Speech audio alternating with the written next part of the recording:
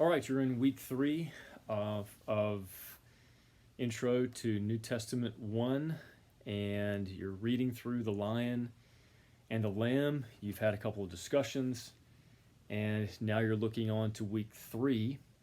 You'll be looking at the relationship of Jesus and the Gospels.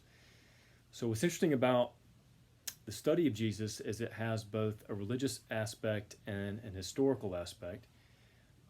So some religious figures there's no real historicity claims to them. The claim of Christianity is unique in that it depends on actual historical events. So historians will turn to ancient sources to see if there's corroborating or otherwise different types of evidence to substantiate the claims of Jesus' existence.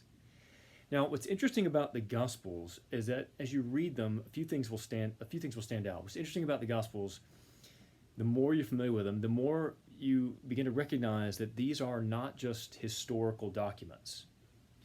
I mean, these are not just biographies, right? I mean, typical biography, you'll get the birth, some information about the childhood, the middle years, and so on. But with the Gospels, we don't get a lot of that information, do we? We get what happens actually is a decent amount of theological content. So think of the Gospel of John, for example, or even the Gospel of Matthew, relating Old Testament, New Testament.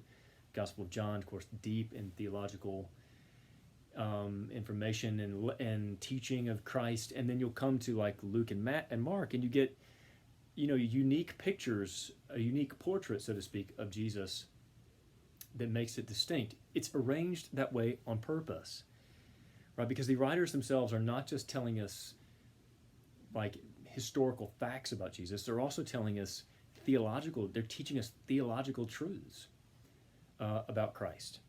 So as you begin to think through the relationship of Christ in the Gospels, how do we understand the Jesus of history? How should we understand the Gospels themselves? Right, that they're teaching us, they're instructing us. The authors have an editorial purpose, right? They're not simply a neutral observer. They're teaching us and teaching the church what to think about this God-man, Christ Jesus. So that's a big idea. There's a lot more to say on that. But as you read through the Gospels of this semester, as you think through their relationship to each other, and where it's situated in the canon, and then the objective behind each gospel, I think you're going to see some of these things kind of come together.